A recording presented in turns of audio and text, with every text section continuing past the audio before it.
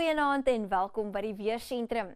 Vroeg vanoggend het donderstorms oor die noordoostelike dele van die land voorgekom. Daar was nie veel donderaktiwiteit vanmiddag nie, maar storms het weer ontwikkel oor die Wes-Vrystaat en die oostelike dele van die Oos-Kaap. En vanaand is daar 'n goeie kans vir donderbuie, veral oor die sentrale dele van die land. Ons verwag môre reën oor 'n groot deel van Suid-Afrika en Namibië. Dis net in die verre suide en verre noordelike gebiede waar daar nie reën verwag word nie. Soos wat 'n bolig trog die Weskus nader, is donderstorms veral vanaf môre middag moontlik en donderbuie kan ook teen môre aand die Kaapstad omgewing bereik. Die Suid-Afrikaanse Weerdiens het 'n waak uitgereik. Ewige donderstorms is moontlik oor die oostelike en noordoostelike dele van die Noord-Kaap en die westelike dele van Noordwes.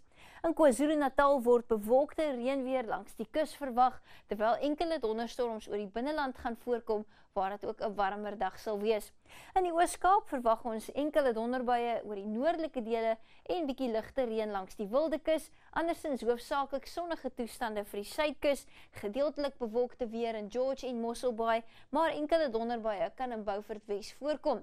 Verspreide donderstorms moontlik teen môre aand oor die Suidwes-Kaap. Goeie reëns kan oornag verwag word, maar dit sal eers 'n warm middag wees met 31 grade in Kaapstad. Ons verwag al vroeër donderbuie oor die westelike dele van die Noord-Kaap en ook in die omgewing van Appington, waar verspreide donderstorms moontlik is.